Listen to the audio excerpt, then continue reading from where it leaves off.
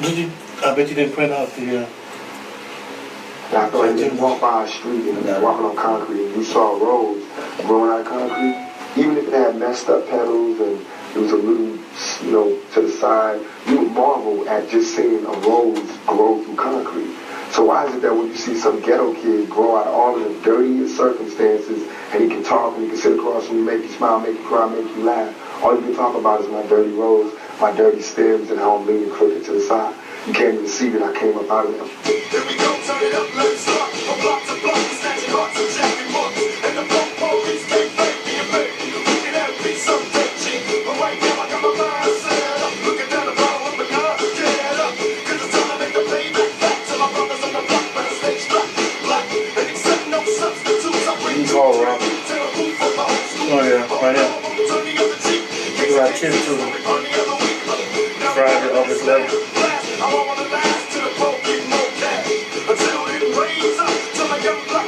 And we got that award. Young Leadership Award. No what? Talk about that. And they got a documentary of community engagement. In the middle of nowhere. I never heard of it. Welcome to Real Talk Podcast. I'm your host, Terrell McKinney, along with Willie Hamilton. Our goal is to bridge communication gaps, be transparent, and to put words into action. We are the voice for the voiceless. Join us every Tuesday night from 7 to 8 p.m. Also call in with any questions or comments at 402-915-1378. Thank you for tuning in. Tonight, our topic is the Black Male Achievement Conference, which will be held July 12th through the 14th here in Omaha, Nebraska, on Craig's campus at the Mike and Josie Harper Center. What are some of the workshops, man? I mean, Got a lot. Starting it off, we got Dale Gines. He's doing a workshop on black men and the black economy, which is going to be great. Before you get started on that, people may not know what Black Male Achievement is. Okay. Go back a little bit, man, and basically talk about what is Black Male Achievement, why we putting on this conference, and then let's go in and talk about all the different speakers that's coming up.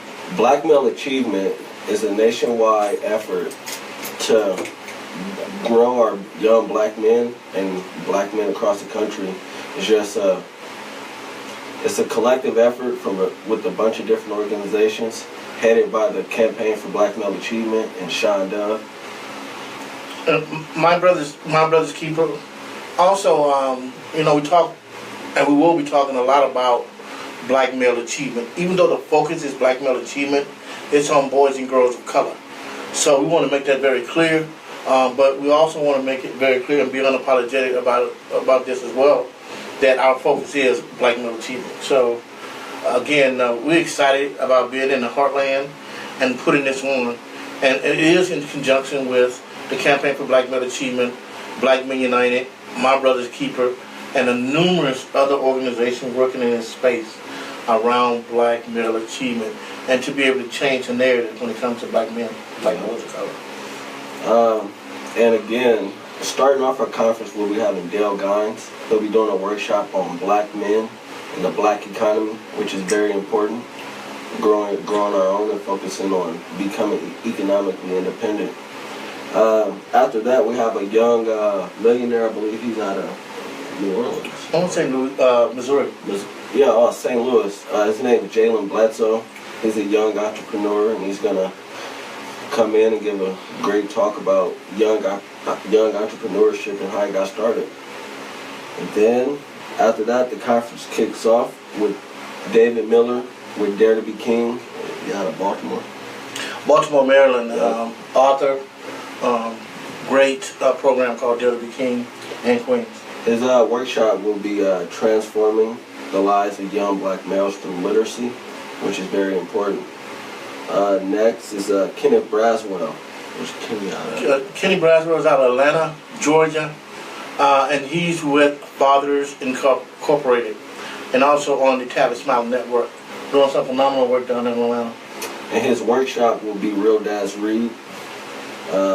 which is the educational outcomes through engagement in barbershops. And recently I've seen a few barbershops here in Omaha that's doing stuff like that, reading barbers, reaching out and reading the kids. Next we got Ajamal Biden. His workshop will be challenges and impediments facing African American males in academic institutions and workplaces. And I want to make sure I want to thank Shelly Henderson, who is the ED of the My Brother's Keeper national. And so we're partnering with her and Earl Reddick, My Brother's Keeper. So I want to give a big shout out to them. And they're also going to be doing some workshops on this 10th through the 12th. Yes, and then the next one will be philanthropy and its role in Black male achievement. We have some great philanthropists here in Omaha that will be coming to speak with you. Katie Wides, Carrie Peterson, Diane Lozier. And I just want to give a big shout out. I want to thank you so much, Katie, for taking the opportunity and basically just say, hey, look, Will, what do you need for me to do? And I think this conversation around philanthropy and the impact that it's having on Black male achievement and boys and girls of color is crucial. And I think this conversation, I know this conversation is taking place. I just want to give a big shout out to Carrie and Katie and Diane for actually hosting this panel. Yeah. And then our keynote for that Thursday will be Sean Dove, who's with the Campaign for Black Male Achievement. He's a great guy, great speaker, and a great leader. Then we got Richard Brown with the REACH program, which is going to be great. And then we have a guy, Terrell with United Way, who will be coming into town and talking about United Way and how they're doing things and how they're looking to expand and just do some great things here in Omaha. And I just want to add to that, Daryl's out of Louisville, Kentucky, and United Way is doing some phenomenal work around the country. And I'm hearing that the local United Way wants to do some of the same things. So we want to be able to bring Daryl in and talk about what are they doing in Louisville and around the country when it comes to changing the narrative between our Black boys and girls and our children of color. And then we'll have a joint workshop with Shelley Hugg and Aubrey Mancuso with Voices for Children. Shelley Hugg is with JDAI for Douglas County. And the workshops will focus on juvenile detention alternative and the school-to-prison pipeline and juvenile justice reform. Yeah. Next, we have Shelly Henderson with My Brother's Keeper. She's going to be doing a workshop on corporate business engagement. We have Mappa, Jeff Spieth. His workshop is titled Close the Gap, Transportation that Links Education, Careers, and Opportunity. That is so crucial right here in this city. We all know that a lot of the good jobs are out west, and individuals who are trying to, rise above or get to a higher level when it comes to their pay scale, have a huge problem when it comes to transportation. So MAPA is working along with Kansas City, who's doing some very innovative things to be able to ensure that individuals who want to work and have access to these good paying jobs have access to transportation as well. So I want to thank Jeff so much for participating along with MAPA. And next we'll have Franklin Thompson, who was a guest last week. He'll be doing a workshop on the black male and endangered species. I think I would participate in that workshop because you seem like he got some fire out of him right now. You do. You seem like somebody with a match. A little match. Yeah. So I got Franklin. Next we got Clarice Jackson, and she's going to focus on a school-to-prison pipeline, the dyslexia epidemic. I can't say enough about Clarice and the work that she's doing, and the passion that she has. And she took a tragedy would have killed more people, would have ran some people crazy and knocked them down, but she took a tragedy and she turned it into triumph. So I want to thank Clarice for participating in it and really educating people about dyslexia and the impact that it has on our children of color. So thank you so much, Clarice. Then next we have Jim Reith and B.C. Clark. Their workshop is titled Moving the Needle, Micro-Lending. Then we have Jay Shannon with the Next Youth Movement. Thrive. If you don't know, Jay He will. He got a great program, and he's really about entrepreneurship and about building and growing our own, and doing some phenomenal work with Thrive. So I'll come out and hear this brother talk, and more importantly, him come up with solutions on what we need to do as a community. So. Yeah. And then we have a great guy, Earl Reddick, with HUD. His workshop is titled "The Impact of Not Owning Home Ownership," No, go ahead. which is important in the black community. I think we rent a lot and we don't see the value in owning our own, and we wonder why we're losing a lot of our communities getting gentrified, and it's because we don't own anything. It's not even just home ownership, it's just owning property here, land here in North Omaha. I think that recession. Definitely. A lot of our individuals lost their property and devalued their property, and sadly to say, right now we're having the same situation with the Office of Deeds. People taxes are going like 40%, and that's gonna also decrease the number of homeowners. Not pointing blame on anybody, but it just seems like we just keep getting the short end of the stick all the way around. So I think it's just so important for us to be able to grow and own our own, but more importantly, teach people how to have home ownership. And I think Earl's going to do a phenomenal job. Definitely. Because when you ride around here in North Omaha or any like Northwest Omaha, you see a lot of homes up for sale right now. And that's the problem, but they're not going back into the hands of the people in the community. They're getting sold to outside groups, and we wonder why we're losing our neighborhoods. But, you know, and I'm gonna put some ownership and accountability in this thing, man, because at the end of the day, man, come on. If I don't feel safe, right? My children don't feel safe. Why would I come and invest in the community if I don't feel safe? If the schools are not up to par, man, 6 of your 8 underrepresented schools, underdeveloped schools are in North Omaha. So those are a lot of variables that are taking place. But more importantly, man, we don't show interest in our own community, man. We're supposed to be safe. You know, we're supposed to be growing. But that's the thing that we're going to deal with when it comes to self-love, self-esteem, that we're going to address later on in the conference. Definitely, we have to bring value back in ourselves and back into our community. Absolutely. We expect anybody to respect us.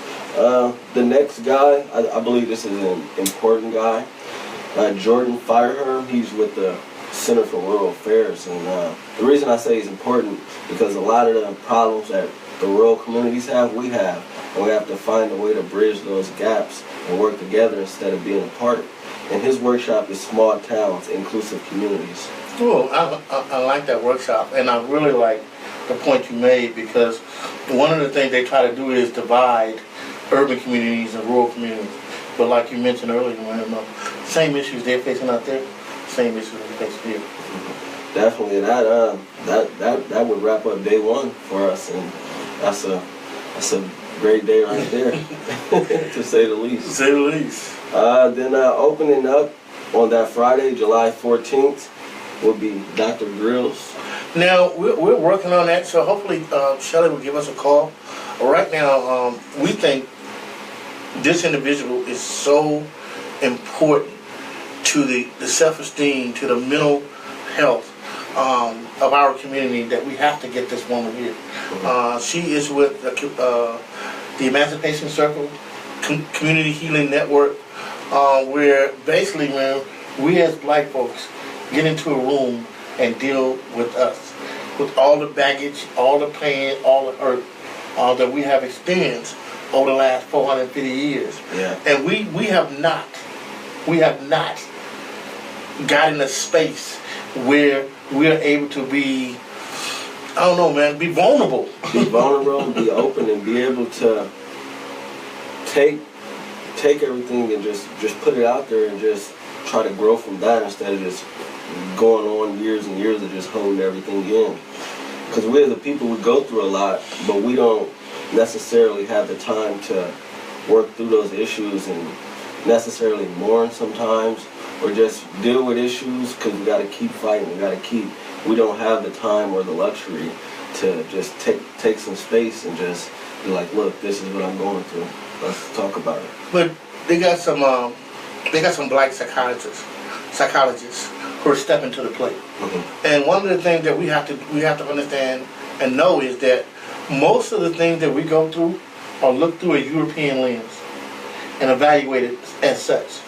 So I can't go into a room with a person who never experienced what I experienced and expect to be healed or whatever the case may be. Mm-hmm. We need to have folks who look like us, who understand us, but also has the expertise and experience to be able to walk us through post-traumatic slave disorder. That's what I said, post-traumatic slave disorder. Definitely. And then after her, we'll have Shauna Dorsey. She's a vice president of tech education with AIM CareerLink. And her work, she'll be doing two. The first is on lucrative careers in tech. Mm-hmm. And then Shauna was on the show a while back, and she did a workshop up at the Community Center. And if you didn't know, you wouldn't know that she has been through such a traumatic experience. And again, it would have broke a lot of people, and it would have shamed a lot of people. But she is so classy and such a phenomenal person that she took that pain, she took that tragedy, and she really turned it into a triumph. And now her goal is to be able to impact other women and let them know that they're not alone. So I don't have nothing but love and respect for Shauna, not only what she has accomplished as a black entrepreneur, but more importantly what she has accomplished as a black woman and a role model. So. And then we'll have Justin Lane, him and some other senators, I believe. They'll be doing a workshop on the North Omaha economics from the state perspective. And I think you put something else on there. Did we miss the boat? And I think that's going to be an interesting workshop and analogy. And I would like to see what the senators, how they frame this, Mm-hmm. and have we missed the boat when it comes to economic development within North Omaha. Everyone knows that no major business come into the community and uplift the community. Everyone knows that most of the businesses are mom and pop. Yep. You know what I'm saying? So what do we need to do to be able to grow our own small businesses? So when you do that, you hire within your own community. So it's going to be interesting about, what are some of the things they say, but more importantly, what are some of the steps moving forward to address those solutions? Definitely. And then next we'll have Richard Webb with 100 Black Men. His workshop is Success Strategies for Mentoring the 100 Way. Yeah. So what do you think about that? When we talk about mentoring. I think it's a piece that we kind of overlook a lot of times, that everybody needs a mentor. Not even just young people, older people. You always need somebody that's going to listen to you, but also hold you accountable. I don't believe you get too old to have a mentor. Now, you're working with an organization now where you're basically a mentor. Yeah. And talk about that organization and what they do and what role you play in that organization. I'll be working as a step-up coach this summer, and just the role is just being somebody that young people can come to and talk to about not just a job, just going to work every day, but just different life experiences, and just somebody outside the home that they could just come talk to. What do you say to a young man who comes up to you and say, "You're doing everything right. You're doing everything right. You're working on your master's degree. You're working on your master's degree, but yet you still struggle." How do you relay that over to a young person so it does not discourage him for doing the right thing the right way? What I would tell him is, man, it seems, I am doing some right things, but I also go through a lot, and I still struggle with a lot. But I always just remember to just, my whole goal or my whole motivation is, 1, my daughter, 2, not failing my mom, and me, and 3, just proving every stereotype wrong. That's my motivation, is to show whoever it is that has some preconceived notion about me or black men in general that, no, I'm gonna beat it, no matter what. And you rode the flame in what sport? Wrestling. And you're also working with another wrestling organization, probably one of the most predominant organizations out here when it comes to children and championships. Ready RP Nationals Wrestling, Roger Parker. Make sure you give him a plug, man, because one of the things that Black Men United try to do is We don't wait for other organizations to recognize folks that we believe are out here doing the work. Roger been out here grinding, man, for a long time.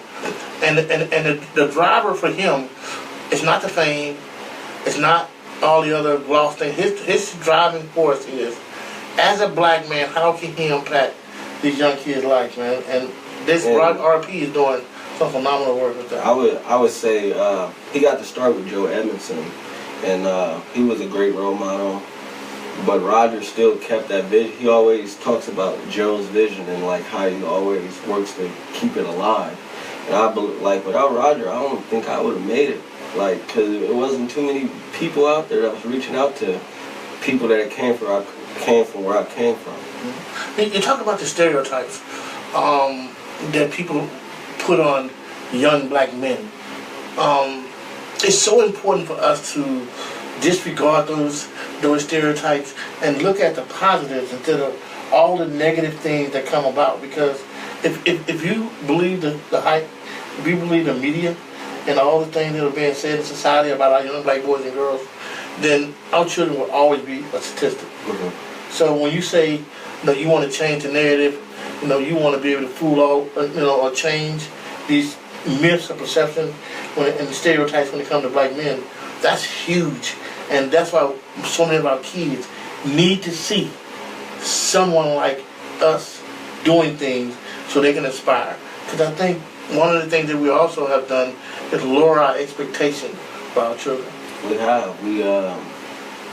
We get into the space of just selling this one dream and just go to school, do right, and hope to work for somebody.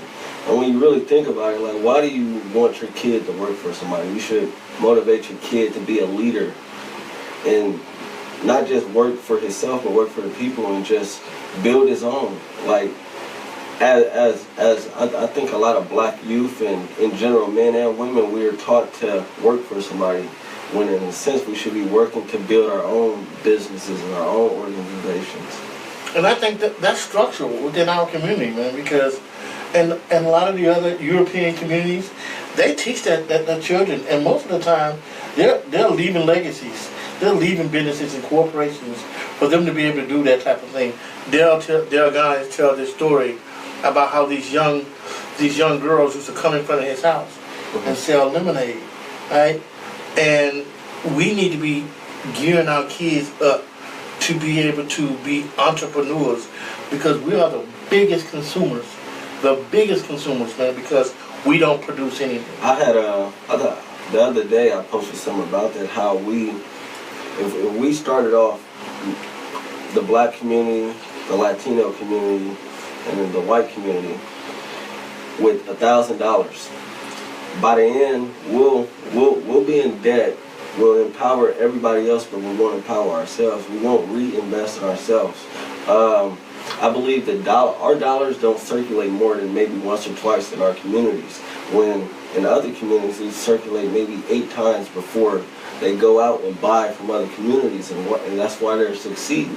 And we have to remind ourselves of that. Like, we gotta reinvest. It's not just about taking handouts or somebody gonna give to us and just complain like, oh, they holding us down and we're being oppressed. Being oppressed is a mind state, and honestly, you only oppress if you let them oppress you.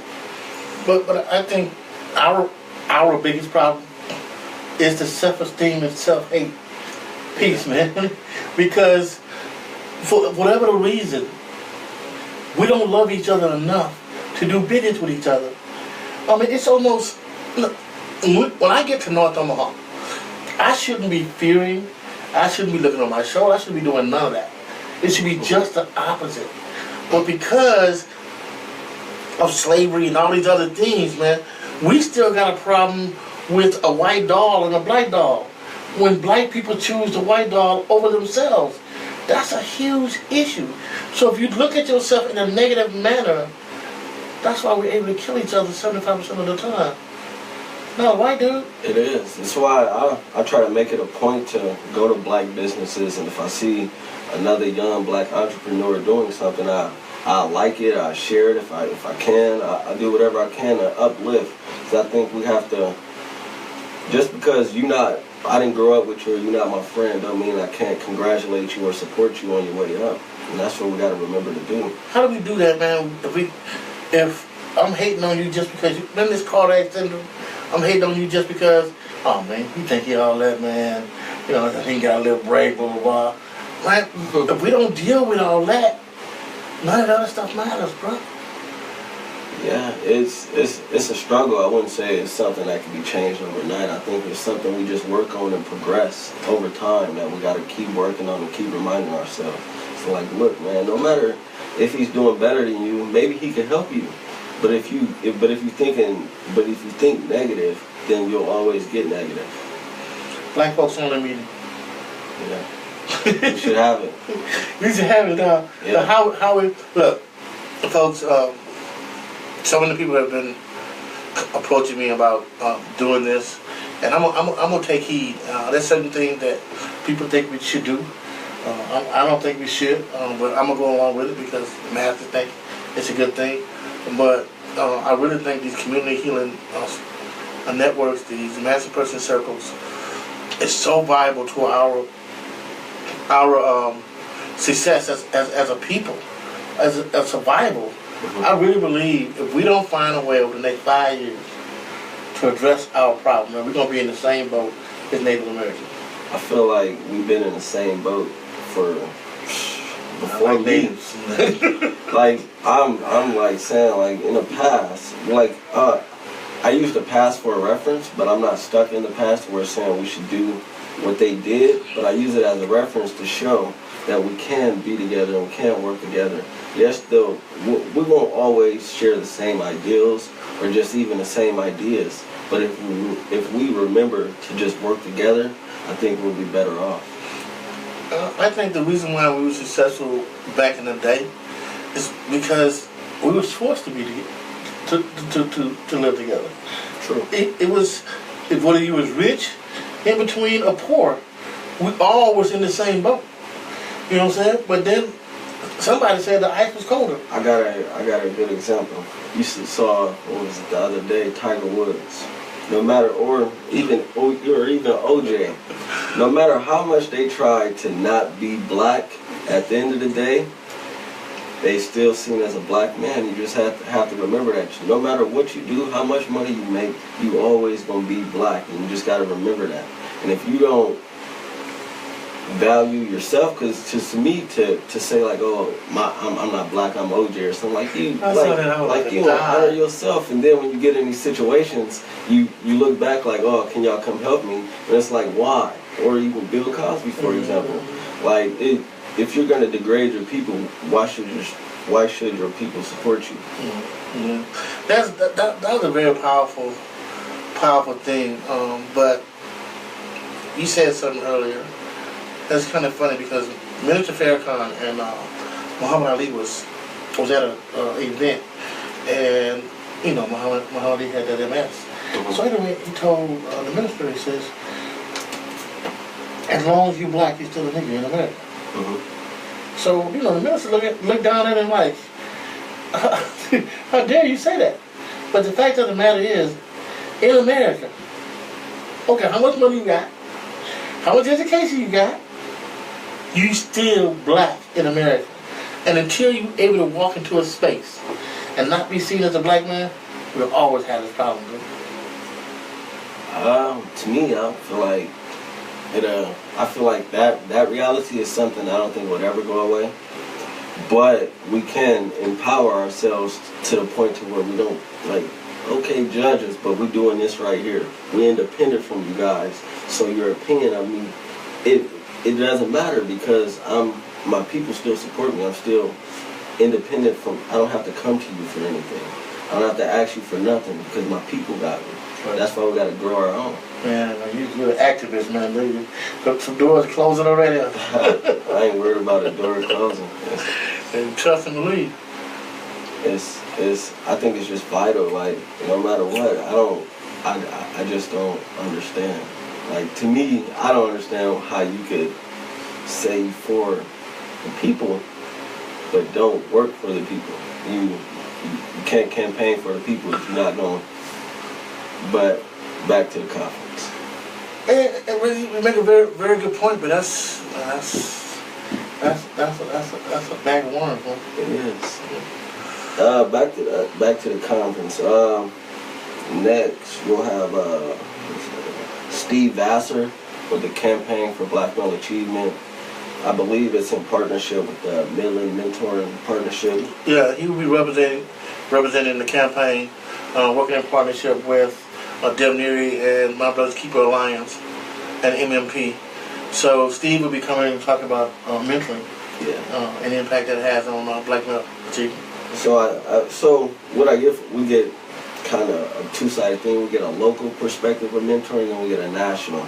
His workshop is titled "The Essentials of Mentoring Black Boys," which is important because a lot of guys can say like, "Oh, I want to talk to black boys," but don't know how to talk to them, don't know how to be personable or relatable, or even stand there and just want to understand where they're coming from.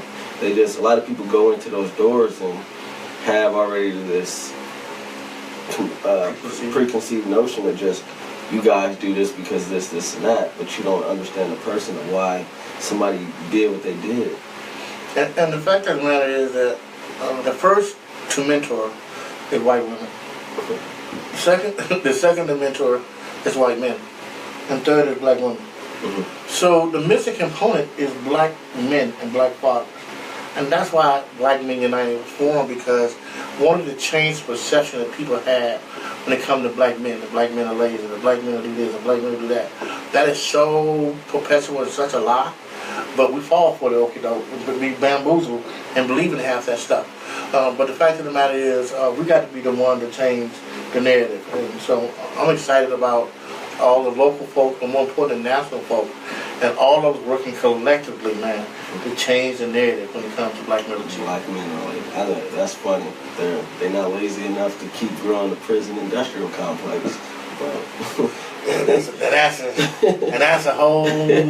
that's a whole nother beast, because they're your primary labor. Yeah. But the next workshop is Shauna Dorsey with Bobby Brumfield, and they're doing a workshop on domestic and sexual violence, which is important in the African American black community.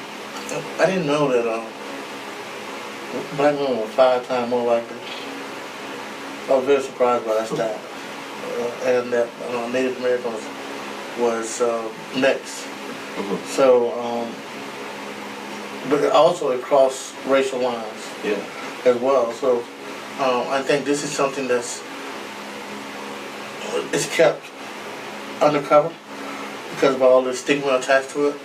But it's so nice that the Women's Fund and Shauna Dorsey and Bobby Brumfield is really educating people about this issue that's at a pandemic stage across this country. So. Mm-hmm. The next one is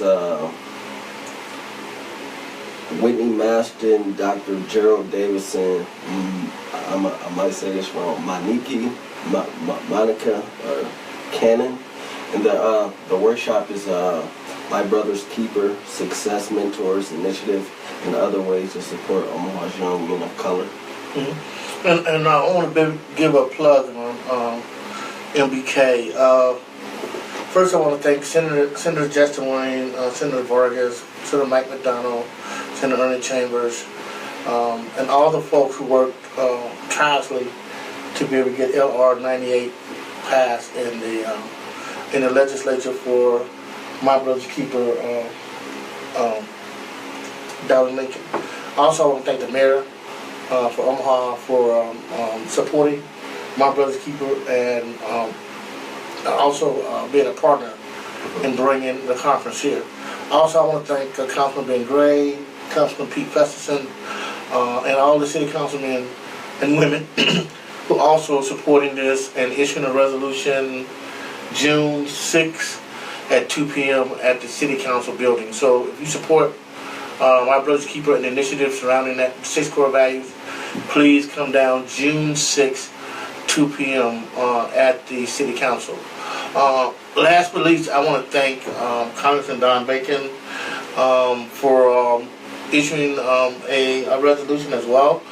Also, LR 1242 It basically is a new bill that's coming up where it's talking about the anniversary, 400 years of the slavery. So basically, they're coming up and then acknowledging that this took place, and also, also attaching the 6 core values in support of my brother's keeper. So I want to thank Congressman Don Bacon, Mayor Gene Stothard, and Marty Bielek, Councilman Ben Gray, Councilman Franklin Thompson, Chris Jerem, Justin Wayne, Senator Wayne. I want to thank you so much for taking the ball, man, and really running with it. But more importantly, this thing was all brought about by Commissioner Mary Borgeson and Commissioner Chris Rogers. They actually were the first one to be to do the My Brother's Keeper back in 2014, and so everybody else is just getting on board. So I want to thank Commissioner Chris Rogers and Commissioner Mary Borgeson for not only supporting Black Men United and the Community Engagement Committee, but also My Brother's Keeper and the 6 core values that's changing the narrative when it comes to our black boys and children of color. So big up to Chris Rogers and Commissioner Borgeson. And then after that, they'll be kind of running concurrently. But Mark LaFleur, with disproportionate minority contact, the history in Douglas County statistics. He really do need to come out. He really lays the whole format out and looks at the drivers, the entry points that are driving so many of our kids into the criminal justice system itself. But Omaha is trying to change that. So, like I say, Omaha should be setting the standard, should be setting the precedent how you deal with those type of issues, because our numbers are so small, and because we have the resources. So we're not a New York, we're not a Chicago, we're not a Portland or LA or any of those type of places. So with the number we have, we should be able to address these issues. And I think in some of those areas we are, but we do have work to do. Definitely. Next is a coach, Duke, African immigration in America, which is important. You have to, he's Sudanese, I believe. Sudanese. And so many times you see it all the time to where like somebody from Africa and African American, they don't connect with each other. It's always this judgment about one another and they're this or they that, and I feel like we should really be connecting with them. Of all people, if we connect with anybody, we should be connecting with our brothers and sisters from Africa.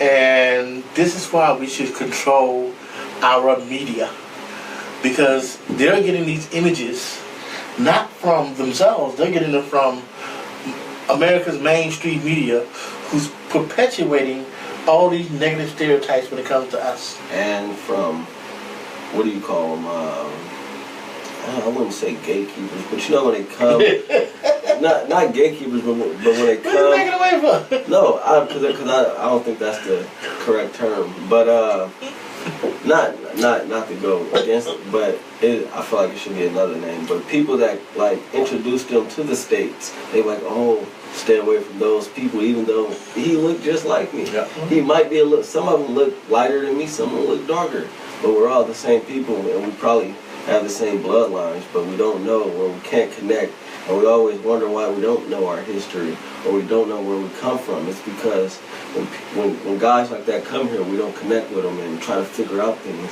Because if we connect with them, then we connect in a longer line, and we could go back more and find different resources to go back and learn. Hey, Coach is my neighbor, and he speaks like 7 languages, right? And his daughter is like 4 or 5, and she speaks 2 or 3 languages.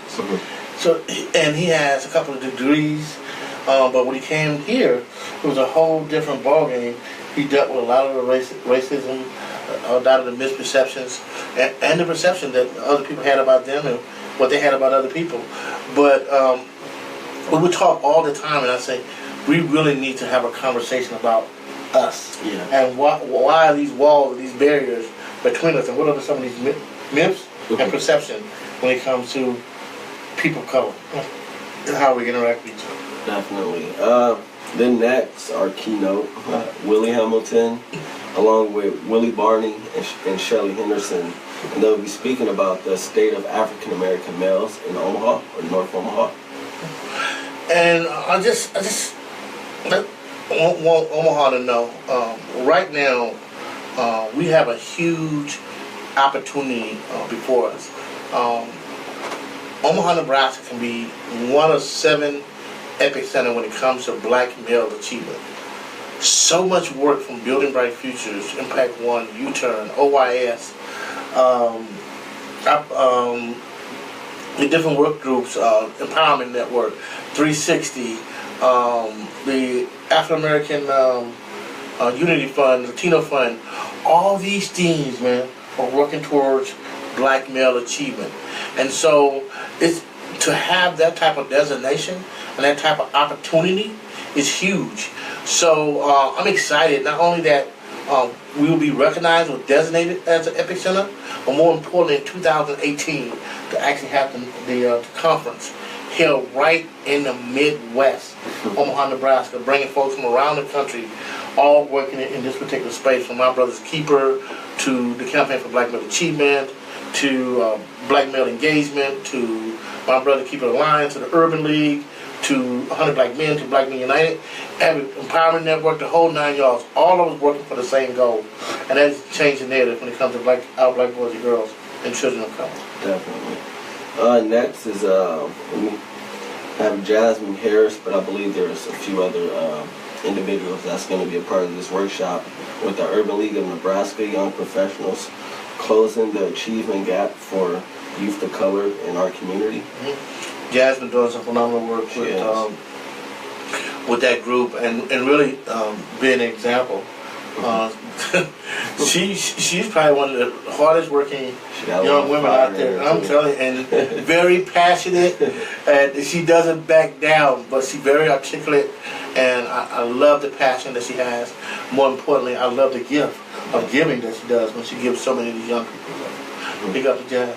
Then Larry Duncan, he'll be doing a workshop on the essential elements for the psychological development of the young black male.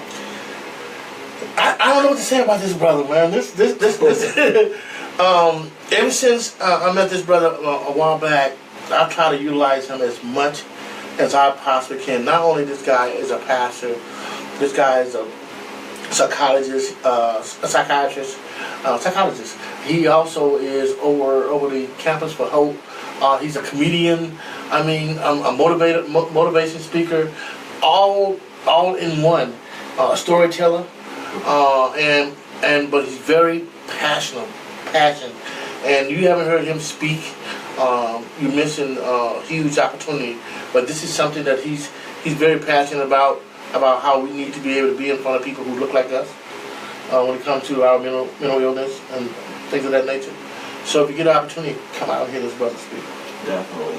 Then next we have Willie Barton, and he'll be doing a workshop on Omaha African American Male Achievement Collaborative. And 10 years. 10 years. Yeah. He's been doing this. Data and policy is his big thing. The Cradle to Career. So they just had their 10-year anniversary. So we wanted to make sure, man, this is not about personal feelings and all that crazy stuff. This is about how do we come together collectively to be able to change the narrative. So, we bring in folks from 100 Black Men to the Empowerment Network, to the Urban League, to rural Nebraska, because we believe we're all in the same boat.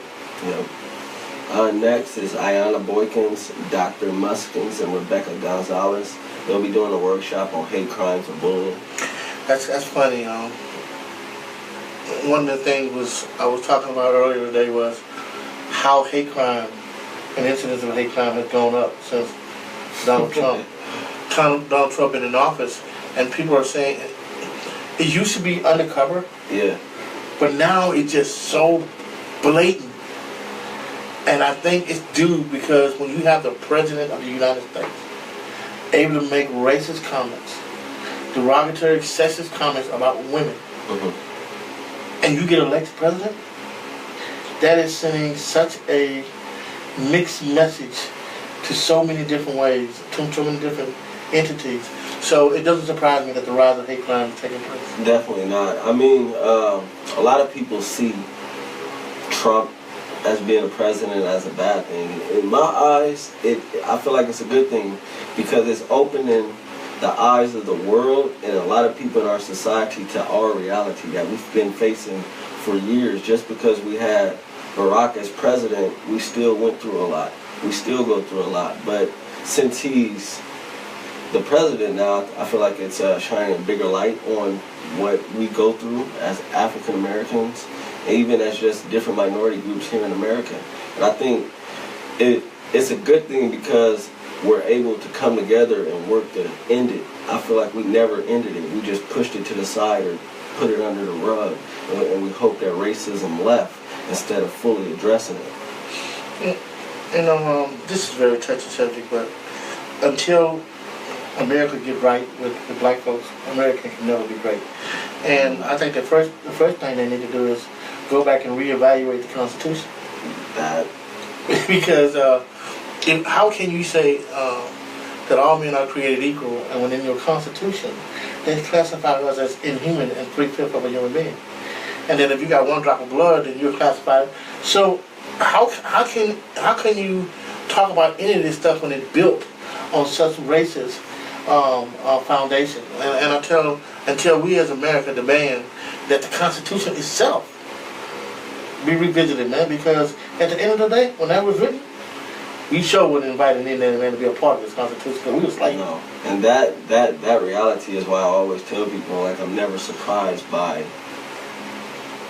races or oppression because to me, I expect what they do. I don't expect more I don't expect a bigger character because I feel like a lot of people hide behind a lot of lenses and shades and just a smile on your face and shake your hand and just go do something behind your back. And I feel like that's how Trump was elected. There were a lot of closet Trump supporters that are in our workplaces and people that come shake your hand, tell you he's a bad man, but they got under that ballot booth and voted for him. Like the bullet.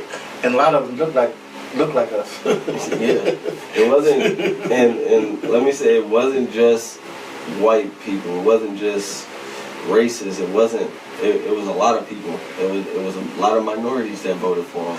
I think for the first time in this country, people are actually looking at a third party. That has never ever happened before. Where people actually say, you know something, a third party would be viable. And another thing, and I'm so tired of people always pointing the finger at North Omaha. They say, oh, North Omaha didn't turn out, but say, I think like 20-some%, okay? But the fact of the matter is, 70% of everybody did turn out. But they're not speaking on that. And if you want the North Omaha vote, you need to be engaged in the community, not for 6 months or 9 months when you're campaigning, but you need to engage years in advance. It doesn't say you have to launch your campaign, but you need to be in a community. You need to have a voice. You need to be seen. You need to show some measurable outcomes of what we can't just believe what you say you're going to do because it's so many instances where people come in and just make a lot of false promises and never do anything. So why should I believe you when they told me to believe the man before you and he didn't do anything for me? I want to say this. Two women, Jane Clapp and Crystal Rose. I'll probably be an independent if it wasn't for those two individuals. So I see a lot of things happening, but I want to see it manifest. You know what I'm saying? So right now, man, I'm reserving and waiting to see what's going to transform over the next 6 months to a year. It's really interesting, but I think us as a people, I think we shouldn't devote or commit ourselves to no party. We should state what we want, what we need. We should have an agenda, a black agenda, and if you can't help us, then why should we vote for you? It makes no sense. When have you ever heard of a black agenda in this state? Look, don't get me wrong. I think we should. I think we should demand having one. I think we should have a pact. Yeah. But those are things that let's don't talk about it. Let's be about it, man. Because you don't need a bunch of money. With $10,000, dude, that's enough to bring folks to us. But we don't do those type of things. And those are things that we got to start looking at. Then next, we have Brian Daly with Positive Productive Black Fathers. He's doing a workshop on the systematic war on black boys. Brian is one of the guys that we partner with a lot out here grinding every day, really trying to make an impact in our black boys' lives, and he's definitely unapologetic about that. So please come out and learn more about Positive Productive Black Fathers and what they do. Definitely. Then next we'll have, this is a panel. We'll have Liz Cadona, Lavelle Wells, Dr. Carrie Ann Skagg, Emilio Herrera, and Coach Duke. And the workshop is entitled Immigration Debates and Missing Voices. If none of the workshops you go to, That's one. that's the one you should go to, because every last one of those guys on there is going to bring that real. You know, our conferences, we're not trying to appease anybody. If you're not uncomfortable coming to our conference, then we're not doing a good conference. Because in order to bring about change, people have to be uncomfortable. And trust and believe, this workshop will make you uncomfortable.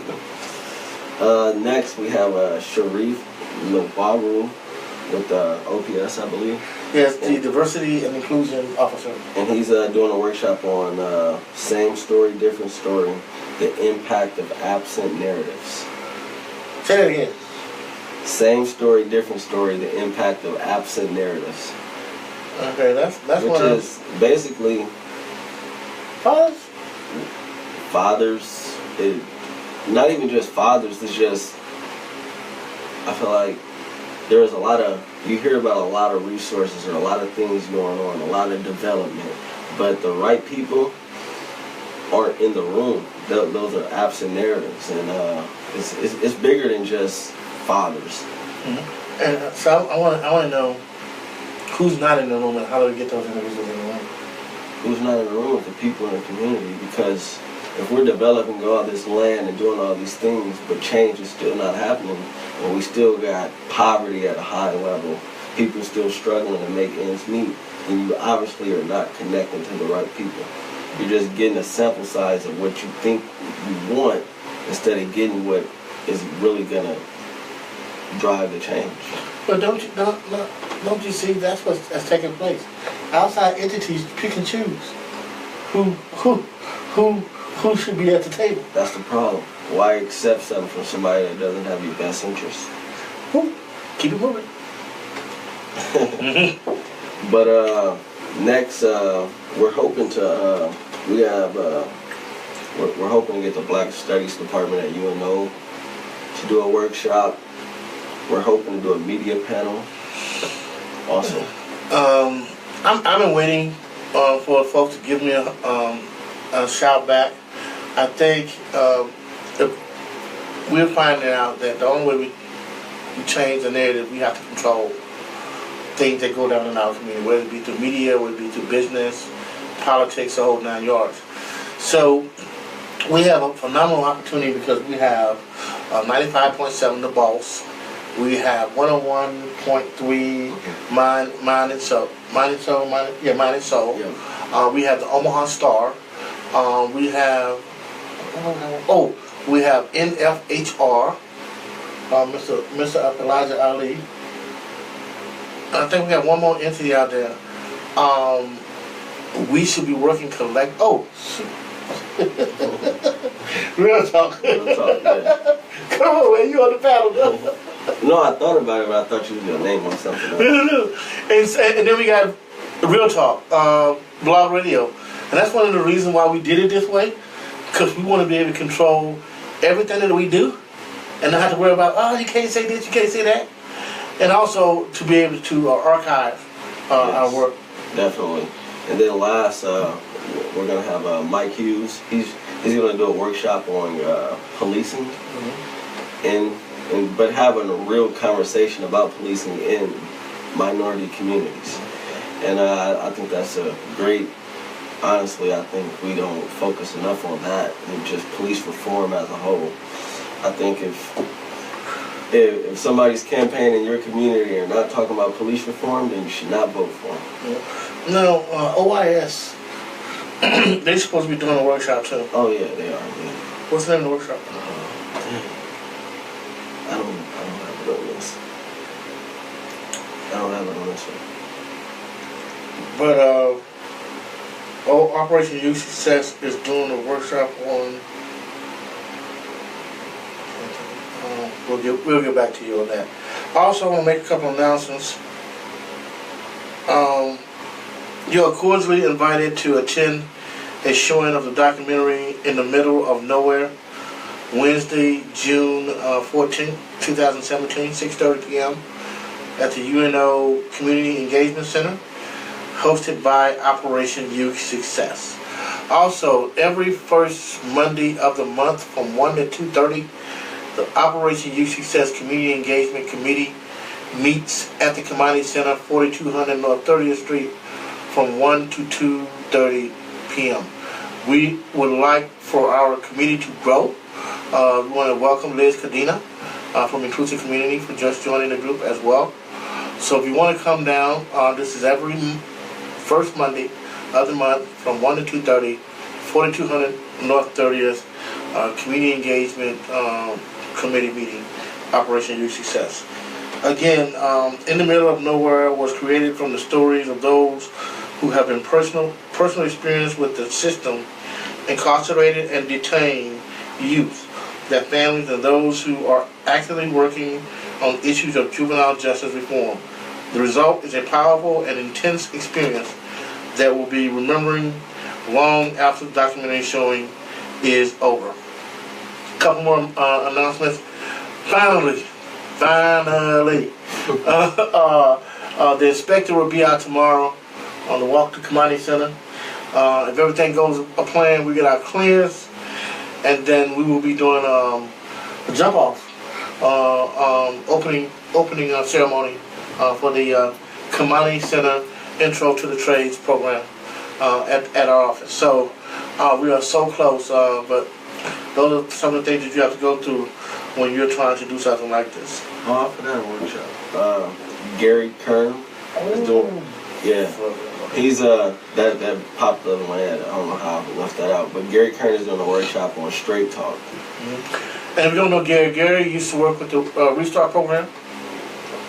98% success rate. We were able to bring him on part-time to be our program manager at the Community Center, so we're excited that Gary is coming on to do a workshop. Going through some things right now, man. Hey, man, you're on my heart. We're a phone call away. All you gotta do is just pick it up. But prayers are with you, man, and sorry for the loss of your brother. Yeah, definitely. But we definitely expect everyone to come out to the conference in July and just enjoy it and just take it in and find something that you could take from it. You might not connect with everything, but I believe there's a lot of everything that's in the conference that you'll be able to connect with. We want to make sure that people who have booths, so if you're working in this particular space, we do have booth rent. I think it's $25-$50, something like that. But the conference itself is free. We wanted to make sure that the people who needed to be at the conference, that cost was not going to be an issue for that. So if you have a booth and you're working in that particular space, please give a call as soon as possible. Also, probably Friday, you will be able to register on Black Men United website. Where is Eventbrite? Yep. Now you can go to Eventbrite. www.eventbrite / Black Male Achievement, and you should pull it up. So right now we want to make sure folks, you need to go register now. Yeah. Because I'm telling you, probably about another couple weeks, 3 weeks. Also, if you're working with youth in the community this summer, reach out to us. We want them there. We want them to be able to experience this. It's not just for adults. We need everybody in the room. Please reiterate that. And that's one of the reasons why we brought Jason Justin Bledsoe. Yeah. This brother's 18 and a multi-millionaire, doing it the right way. And we want to be able to bring him there and to be able to engage. Also, there's other individuals that our youth connect to. And so we want to make sure that you have the youth in the house and absorbing this information. But more importantly, maybe they need a mentor, or maybe they need some resources. So this is an opportunity for you to come out with your youth and participate in the Black Male Achievement Conference that's taking place right here in the Heartland. And not even if you work with an organization, if you feel like you know somebody in the community that needs to hear these type of conversations or just experience these type of workshops, bring them out, register. Everybody needs to be there. We don't want no empty seats. And we keep forgetting people, because now I remember Ricky Smith is doing the work. Yeah, Ricky Smith is. Yeah. Ricky Smith is doing a workshop for UNO. See, folks, this is going to be a phenomenal conference, and we wanted to bring local people, but we wanted to make sure that we had national speakers here who are out here on the ground doing the work and really connecting the dots, if you will. So all the people, I'm sorry if I maybe forgot somebody. We're not trying to do that. The Eventbrite will have all the different workshops coming in, and so you might want to go ahead and get registered as quickly as you possibly can, because I know we're going to have a cutoff at the conference. That's good.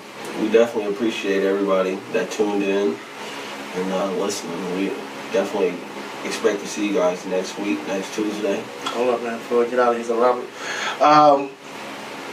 Last year, big shout out to Robert Wagner, for creating and starting the Commodity Camp. We wanted to do maybe 10, 15 kids, end up having something like 35 kids. So right now, again, I just want to give a big shout out to Rob and all that he do. Ages 8 to 16, the Commodity Camp 2. We run from Monday, July 10th. That's Monday, July 10th through Friday, August 11th. We'll run 1 week longer than this year for a total of 5 weeks. Camp hours are 10 to 6, Monday through Friday. Oh, I'm going to talk to Rob.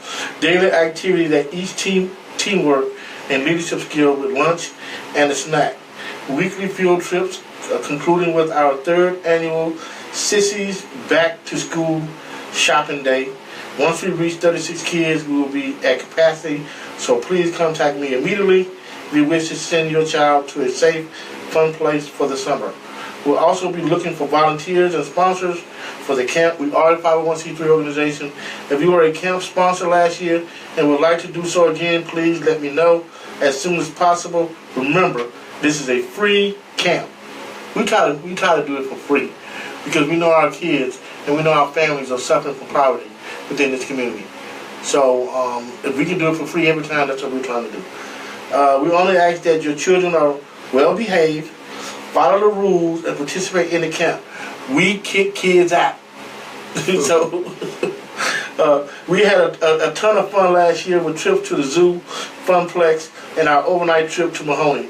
We plan to have an even bigger, funner camp this year. So I already got 8 shares already, man. And again, Commodity Camp to resume July 10th. Last but not least, we will be sending out sponsorships. We have probably about maybe 8 to 9,000 left to bring in, and then we cool. So the mayor, big sponsor. Hopefully, the county commissioners, the Campaign for Black Men Achievement. I want to thank all our sponsors so far, but we still need more. So we will be sending out the sponsorship letters again. So watch your email. Definitely. and next, who we got next Tuesday? Nobody right now. Robert Wagner. I would love for you to come on and be on the show. So I'm gonna be texting you. So we can make that happen. Come on out, Rob. Yeah. And then last but not least, we're getting ready to start our 7th class at NCYL. Our alumni and our family appreciation. When is it? For those who don't know, just in CYF. Nebraska Correctional Youth Facility. It is a facility that's adjudicated for adults, children who's adults. And we've been in for about almost 18 months. And again, this is our 7th class. And I love going into the facility and being around these youth. If you didn't know, if you wasn't in the facility and they wasn't in the clothes, these youth you wouldn't know were had been to jail or whatever the case may be. These individuals are very articulate, very courteous, just made a bad decision, and they need so many more black men and people of color to go in and mentor these boys. A lot of these boys don't get visitors, man, and that's where you have all that built-up hostility. So if you want to serve some people, they really need as many volunteers and people as possible to come out, be pen pals, and really support these individuals who just made the wrong decision. Let's not forget about our youth, no matter what. No. Because a lot of them will come home, and we got to make sure they're set up to succeed.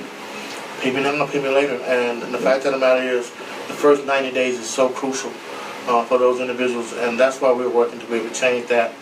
And I think my brother's keeper and everything that's happening around that particular space, it's a good thing right now. Definitely. So he's looking at me and I'm looking at him. So I think it's about time to call it a night. But again, folks, please give us some feedback on the show. What do you think? If you want to be a guest, you can call Terrell or email Terrell and can be the guest on the show. We're about bringing folks and individuals. So it's not about favoritism, nepotism, none of that stuff, man. If you got a message and want your voice heard, give us a call here at Real Talk on Real Talk Blog Radio. Yeah. Yeah? Well, thank you. See you next week.